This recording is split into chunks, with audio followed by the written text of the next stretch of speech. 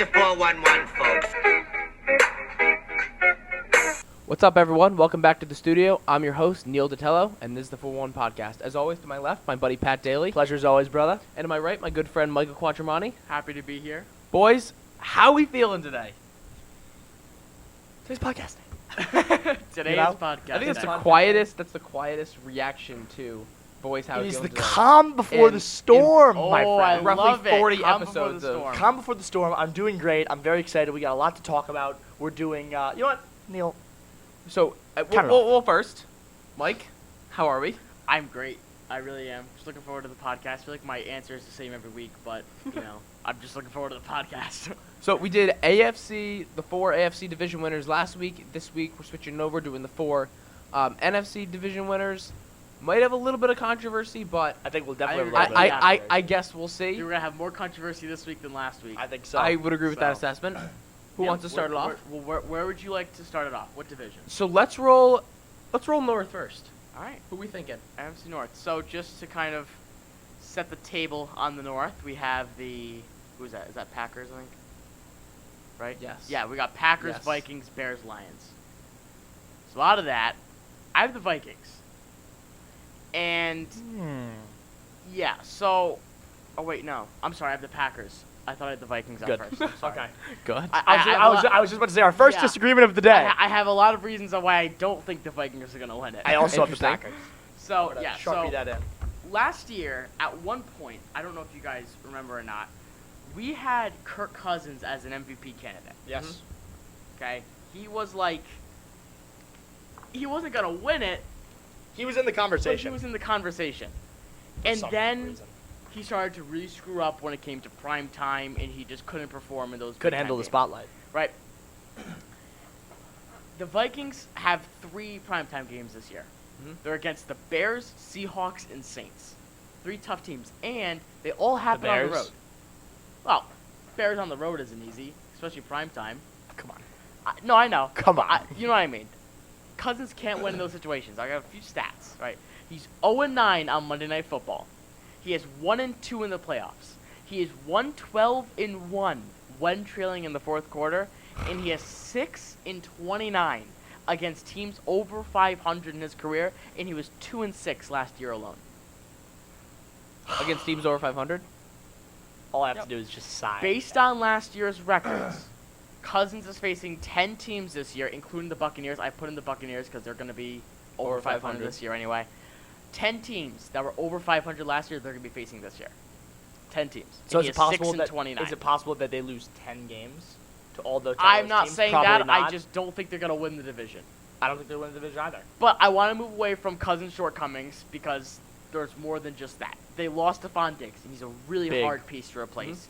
And the Packers aren't by any means a perfect team. No. But they added pieces in the offseason, and they have a way easier schedule than the Vikings. I was do. I was just gonna say that, and they have Adam Thielen still, but Adam Thielen he's a slot receiver. He's like a short route guy. Diggs We was the saw deep what threat. happened when Julian Edelman was alone himself as a slot receiver. Mhm. They couldn't Suffered. perform. Not pretty. You know what I Yep. mean? Yeah. Diggs was majorly their deep threat. It was literally Cousins. It sounds weird, but like it was like Cousins' muse. You know what I mean? Like it was so perfect to the skill set that he had. So without that, does Cousins perform to the ability that he would normally on the Vikings without Diggs? How much do you? I think so. How much do you He's credit? bound to So regress. obviously he's I bound to agree. regress. I actually have the Vikings. So Whoa. Wow. Yep. Okay. Have you So- sharpened your end? I will stencil it in right now. Wow. So Cousins, yes, doesn't perform well under primetime pressure. Vikings. Yep. We got our first disagreement of the day. Not surprising that it's coming from Neil. So, okay. Yes, he doesn't perform well under primetime. He had the 3rd highest completion percentage in the league last year at 68. Yes, obviously you're going to rest the loss of Diggs. I just don't see it dropping too drastically. He had Why? 3,600 yards and 26 touchdowns. Not something to write home about, but it's almost something to write home about. I don't think he's as terrible. Last year, Kirk Cousins was an MVP He's an MVP candidate. At like through the first I don't. like 6 He games. obviously but didn't still. perform to MVP candidate caliber come the end of the year, but he also didn't do horrendous the entire year either. 3,600 yards is not horrendous. So you said that you don't think that the loss of Diggs is going to affect him too much. Why? Not entirely. I just think, okay, do you think the loss of Hopkins will affect Watson? Yes. But He- I think majorly. Hopkins He- is a way better receiver. Yeah, also I would Hopkins- I would completely agree. So Right. if And I think Watson's a better quarterback than Cousins. I would agree also. I also like what I see in the potential of the defense this year. So they got Gladney and Cameron Dancer from the draft to better that secondary. I think that was their weakest link on defense last year. I also think there's going to be a lot of controversy in the Packers' quarterback room this year. Some of the tension that team is dealing with can't be easy for the whole team I can dynamic, promise especially you right dealing with a now, new coach.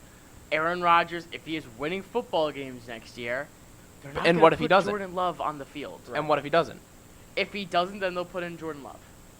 And how do you think that's going to affect the team? How well do you think Jordan Love will mesh with the team, I guess is my question to you. No, my question to you, it's more of a hypothetical. How well do you think the relationship between Love and Rodgers is going to go? I think it's the more important thing that we need to be I asking think another ourselves. thing is just how likely is it that Aaron Rodgers is going to lose I don't- football games, I don't think out of very the gate. likely. And I don't. don't think so either. I mean, I- they I- went 13-3 or I threw out a 12-4 hot last take year, a whatever little it bit was. ago saying that I think Jordan Love is going to be starting Week 17. I don't know. Rodgers is It's- still it's a great definitely quarterback. possible. He's a Hall of Fame quarterback. I want to dive into a little bit of mine. I get the Packers, just as Michael does. I don't like Rodgers.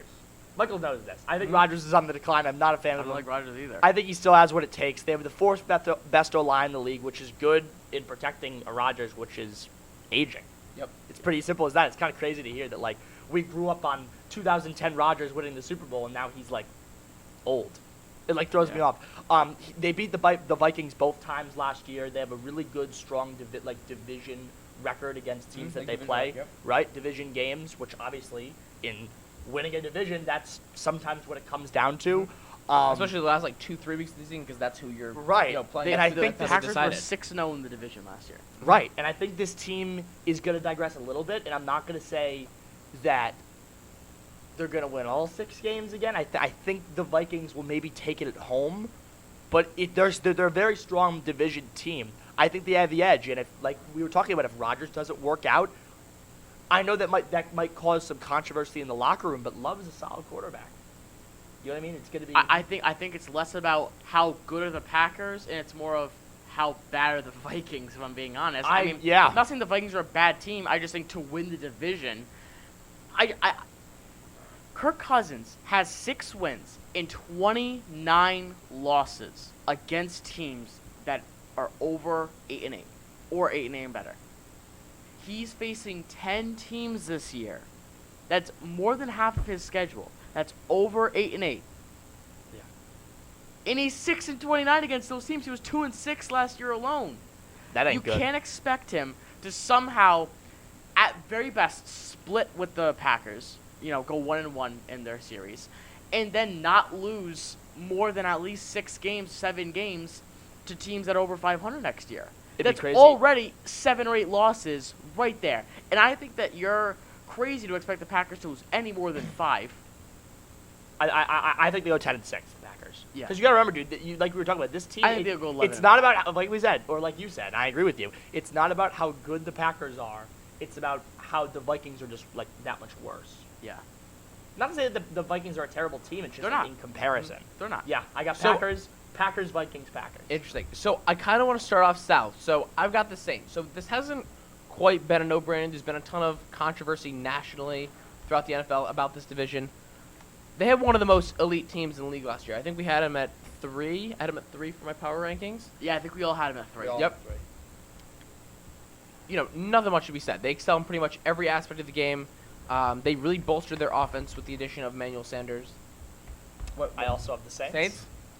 Yeah, this is consensus. I don't know how you Interesting. can. I just don't know right now how you can say How you can argue Buccaneers anything without else. seeing how Yeah, Brady I mean, has played in that Breeze- uniform. And look, Breeze had the highest completion percentage in the league last year. He had almost 75%. That's crazy. They also had a top 10 O-line last year. Also, they only allowed 15 sacks, and I think partly that's part of the reason, or maybe all of the reason for Breeze's success in his completion rate is Look, he's Not got all time. of it. I mean, having Obviously number not all one of wide it. receiver in the A NFL isn't gonna hurt. a you. substantial, I wanna a make substantial part of it. I'm gonna but- make this very simple for you. Well, I got more. Hold on. So they were top half of the league in overall defense in 2019. I feel as though this is kind of obvious. Their biggest wild card is their run game in Kamara. We saw him take a huge decline last year. Not huge. It was not huge. It was a. It was significant enough it was- to bring it up in a podcast right now. I think, dude, it was. And was fantasy. It did you have wasn't him in fantasy fantasy. last Yes. year? Yes, I It knew you were was- gonna bring up it fantasy. was fantasy-wise, it was True. a decline. In Yeah. real life, it wasn't that big of a decline. he If you're took a- watching the games, he took a decline. when you see Alvin Kamara touch the ball, you know that there's a potential for a very big game. And maybe not in fantasy, but like I don't like how we kind of compare fantasy to real life, because a lot of the time they shouldn't be comparable. I mean, Carlos Hyde in fantasy is an awful running back, but in real life, he was like, I think he was like top 10 in most categories in the NFL. Like, in fantasy, he sucked. But in real life, like, I just don't think you can really compare fantasy and real life. I don't think you can either do, but if you take a peek at the stats, like he did take a little. I'm not gonna say it's crazy, but he took a dive. He did. Yeah. Do you think he's gonna bounce back from that? Yeah, I think so. I think do that too. The team fixed their biggest hole on their team last year. They got Emmanuel Sanders. They got their number 2 receiver to take the pressure you know off what? Michael Thomas. That rounds it all out for me. Do you know what I mean? I Like think that it is does. that is Yeah, everything that they kind need. That of- addition was. So obviously, I have the Saints too. I'm gonna put it very simple: dominant offensive line to protect an old Breeze, who really hasn't shown any crazy signs of decline. He hasn't. Knock on wood, That's yeah. very. It's kind of slept on. Do you know what I mean? It Like is. people really don't talk about that. He really hasn't showed any signs of crazy decline. They have arguably the best receiver in the league, 99 overall. Whine Um, about it. crazy. Got it. And this is the thing for me, a better defense than their divisional counterparts, the Bucks. Yeah. What else do you want Well, to win a division? I don't know. Whoa. Because, well, they don't have as good as a run defense. Nowhere near as good as a run defense. I'm They talking have a better all pass around defense, but, Saints like- defense to all around Bucks defense. The Saints Saints are defense better. is better. But not by a lot. It's better. Like, if you were to tell me right now the Bucks are going to have a better defense by the end of the year, I wouldn't think you're crazy. Like, that's a very reasonable expectation to see. I don't know. I But think this team has everything they I need. said it like 3 podcasts ago. The defense hurt a lot, because just think about it. When your quarterback throws 30 picks, the defense had no time to rest. Right. Had no time. Let's say Winston's at his own 40 and he throws a pick. And the other offense Yeah, we're is obviously setting gonna up see an shop at the incline 50. in- You yeah, know? an So the increase in defense is performance. already in a bad situation. So I think the defense's numbers were inflatedly bad, I guess, to put it that way, Mhm. because of Winston's picks. And their lack of rest. Yeah, exactly. So if you take that out and you put in a stable quarterback who takes care of the football, I think their numbers will just automatically go up. Take out, who even their personnel is. Their numbers are bound to go up in a good way. But I just think that penciling in the Saints for having 12 wins this year is probably one of have the you sharpened it easiest in? things you can Have do you sharpened it in in? the NFL. I mean, yeah, I already put it in. Good. They also have the 8th Good. easiest schedule in the NFL. I was just going to talk about that. 8th easiest schedule in the NFL. That's almost lethal. That's a little scary. I will say, I'd be naive to say that the Bucks aren't going to make it interesting. I think they will. I the think Bucks they're will going make to it- give the Saints a run for I their said money. this is going to be But close. I still see this. I still see the Saints taking. I it. think the mean, Saints take it. yeah. I think the I Bucks thought knock Pat, them the out. point about defense was awesome point, just because overall, Dude, these are two very, There's- very, very high-powered Mhm. offenses. So they kind of, I gotta say, kind of cancel each other out. You know what Yeah, I it mean? kinda Like, comes these are down to two. defense, yeah. When you're comparing them, like I think it comes down to defense. And when you look at them side to side, I think if you're in a big game, who's gonna make the stop? The Saints defense or the Bucks defense? I think the Saints do it. I have the Saints. We'll see. As of right now, I say Saints, but we haven't seen what the Bucks are going to be like. And it's weird to say that like an offensive player is going to change the defense, because I don't remember as long as I've loved football, I've never seen that before. But I think that having Brady around is going to help the defense. Okay, how? I've explained it 3 times now. yeah, just because he's going to. The defense is going to have more time to rest. Oh yes. They're going to have more time to kind of regroup. They're not going to be on the field for as long. Just They're not 'cause going to be Winston put was in as many yawsing bad interceptions. situations. Right. Okay. I like that. Just a quick shout out to our sponsors, Daily Orton Attorneys at Law, full service law firm located in Warwick, Rhode Island. They will handle all of your legal needs. They specialize in personal injury cases. Whatever your legal need may be, contact Kevin Daly, 401-921-5901, and he will be more than happy to assist you. Fred will be happy to assist you. That's right. Boys, all right. So next, diving into the NFC East. Who wants to take it? All right, I'll take it.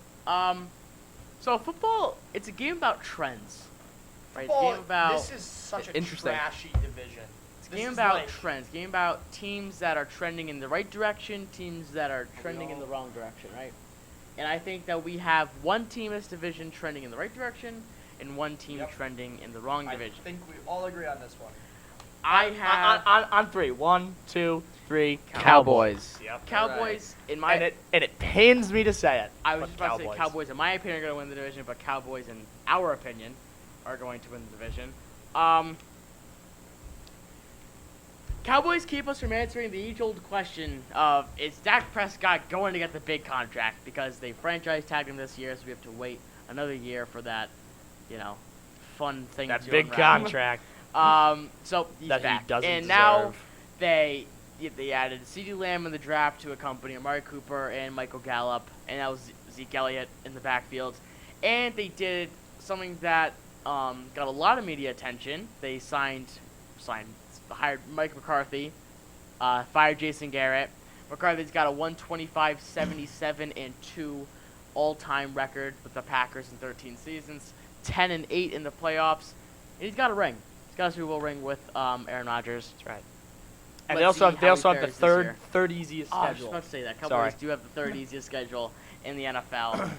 But I think it's the same thing as kind of the Packers and Vikings situation. It's more about the Eagles just regressing and being a bad team. Oh, it's the same thing. Cowboys It's being really literally good. just like the lesser of two evils. But I do think that the Cowboys are going to be better this year than the Packers were last year.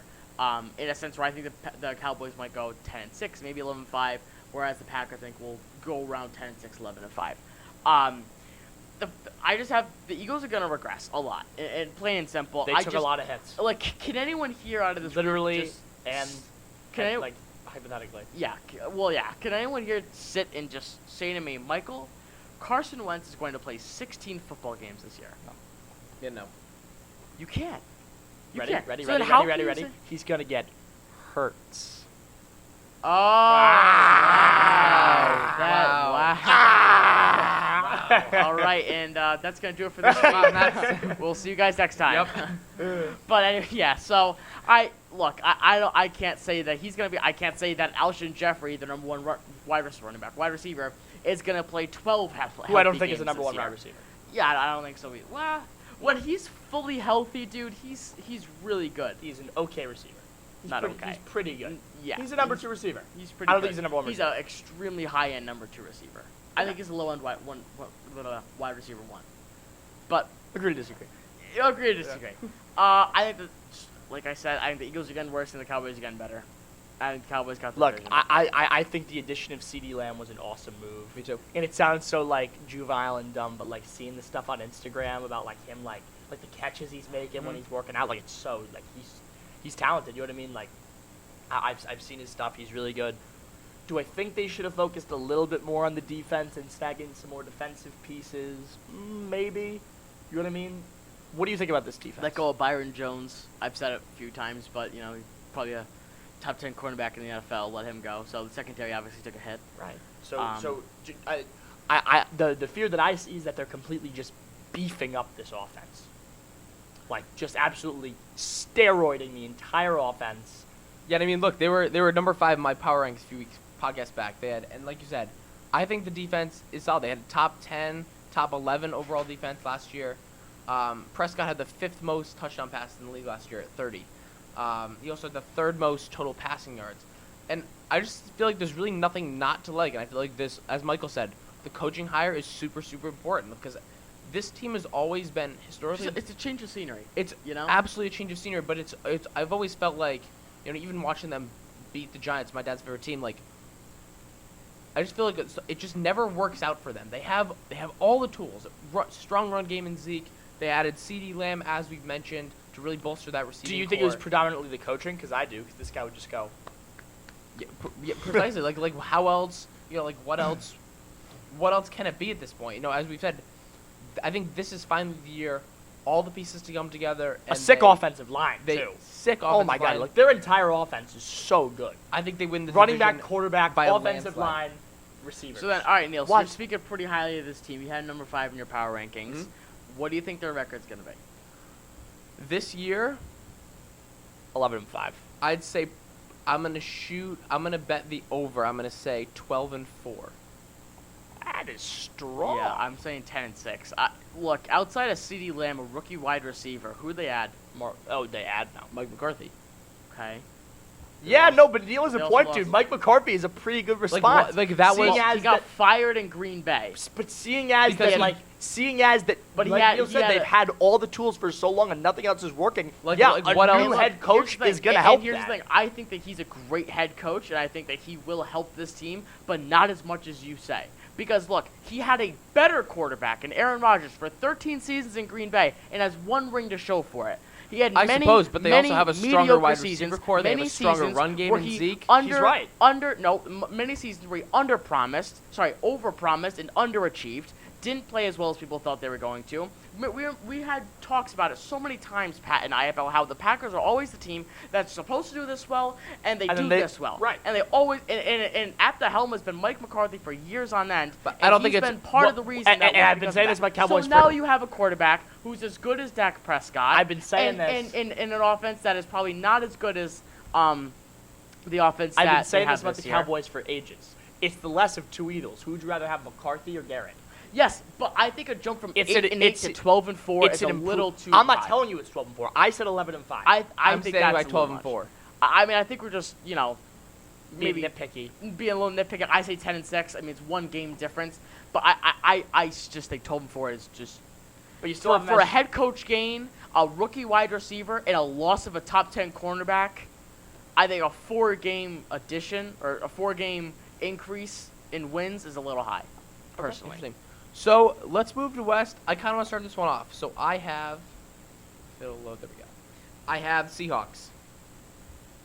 I'm going to join you and Sharpie that in with you, Neil. Mike, you want to God, Sharpie it in with Come us? on, really? What? I thought one of you was gonna pick 49ers. Nope. and we're gonna Absolutely. have They a weren't really even in good my power argument about rankings. it. Gonna have to Sharpie that one in too. Yeah, I guess. So I look and similar to the power rankings, I did struggle with this one. I just don't see the Niners having even 75% of the power they had last year. Like complete opposite of the Chiefs. They had the Seahawks had the 8th most team touchdowns per game in 2019. They ranked within the top 10 for completion percentage at 65. I mean, Russell wasn't just insane. He's made the Pro Bowl the past 3 years. Last year, he threw for just over 4,100 yards with 31 touchdowns. I think Lockett and Metcalf, very elite duo. I love. I love the move they made for Jamal Williams with the Jets a couple days ago. They were in dire need of a Jamal strong. Adams. Oh my bad.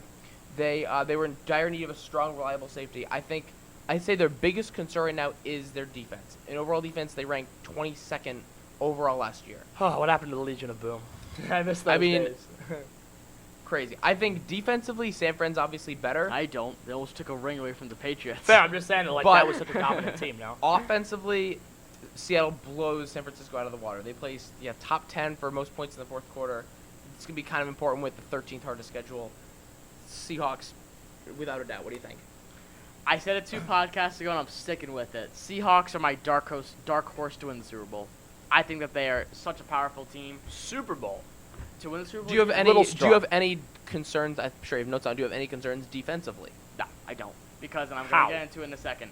They were Any like, type of I'm looking questioning. at team rankings and defense. Yes. Right. Looking I'm at the seeing defense, 20, looking at the 23, defense being 22. 20-something, I'm with Neil. That's an immediate. How can you not be immediately And concerned? if you let me finish, I will Go tell ahead. you why. Go for it. I'm Any intrigued. type of questioning whether their secondary is legit or not is surely going to be shut down by the addition of Jamal Adams. Mhm. Has to be Adams was a big addition. for the secondary. I'm not even going to claim for the front You say it seven. all the time. You say it all the time. One Doesn't player. doesn't make a defense, Yeah. but it does make a secondary, and he is. Oh, I'm excited for this. All right, here we go. So, last year the Seahawks were ranked as the #1 linebacker core in the NFL. Bobby Wagner obviously at the helm.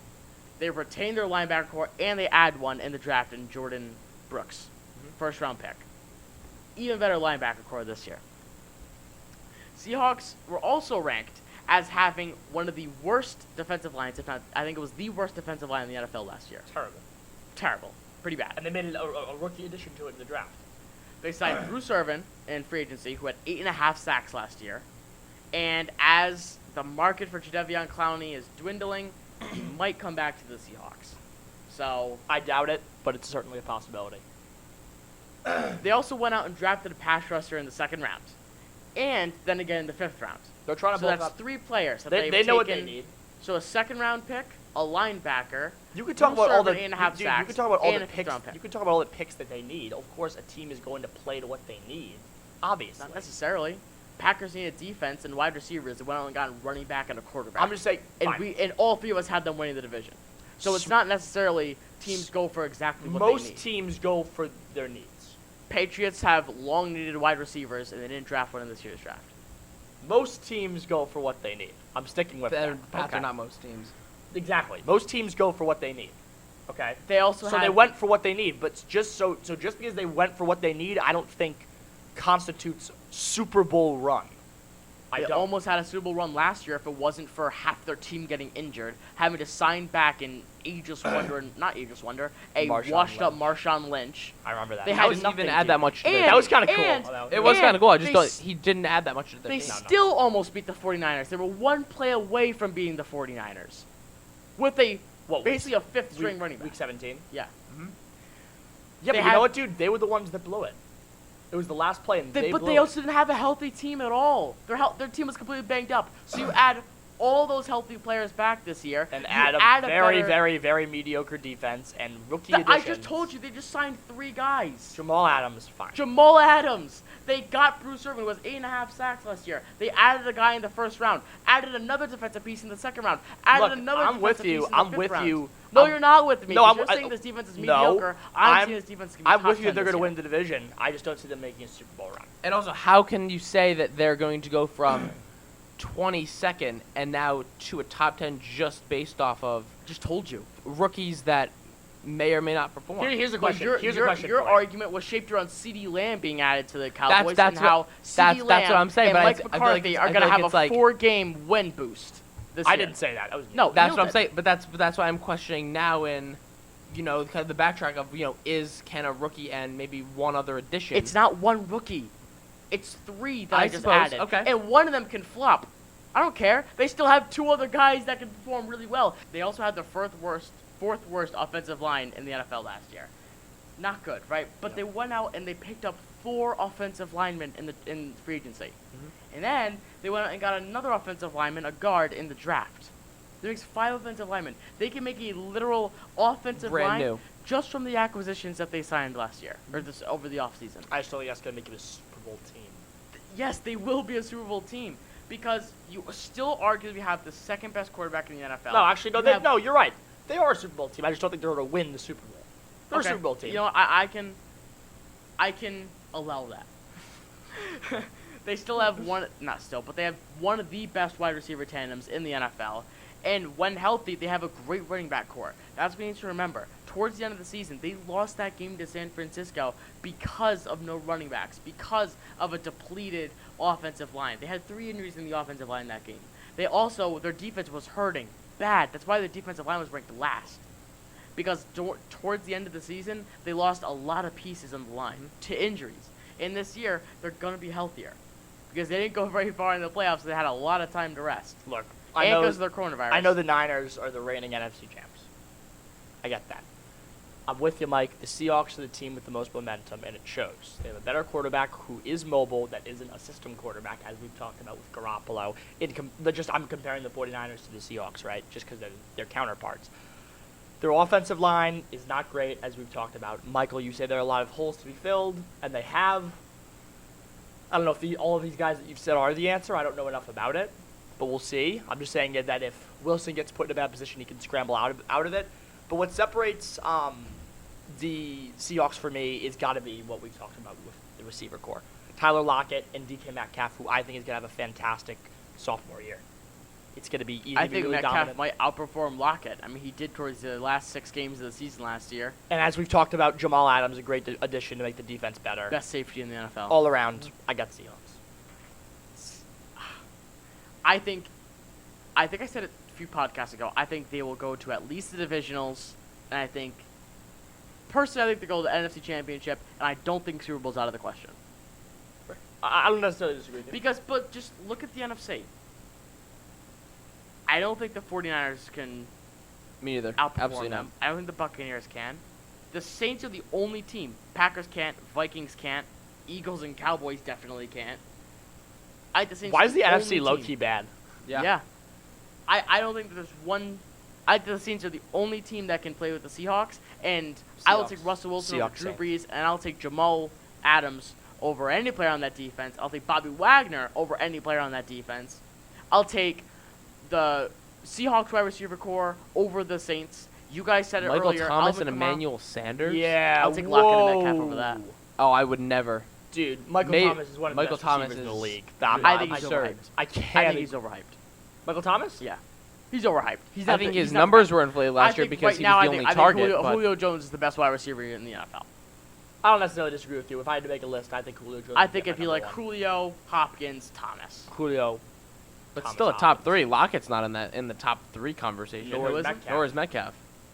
No. Lockett's not. Yeah, but Emmanuel Sanders is maybe 55 on that list. I'd put him at like I'd 20. put Lockett and Metcalf top 20, top 15 probably. I still think you got to take like the best possible receiver in that regard. Okay, well I think it's very close. I think they're very very close. Yeah, I would think agree. I it's think they're better. very, very comparable because Fine, you have, you know, Thomas, you have Thomas who's at the very, very top, and then you have Sanders who's at the kind of closer to the bottom. You have that duo, but then you have Lockett and Metcalf who are, I think, Yeah, together. it's like Thomas is 1, Sanders is 4, and then Lockett and Metcalf are 2 and 3. So Yeah. it's very like it kind of evens. Even. each it other evens out. But I do think if you're asking who would you rather have, you'd rather have one of the best wide receivers in the NFL, and I don't think that I think Metcalf can get there. I absolutely think he can get there. I do too. Under the right coaching and under the right quarterback, which he has. But Right. but then again, I take Wilson over Breeze. I take that defense over the Saints defense. That's strong. But And I think disagree. that there probably aren't going to be fans this year, but if there were, I would take Seattle Stadium over Saints Stadium. And for a 2-minute drive, I would take Russell Wilson over Drew Brees. Me too.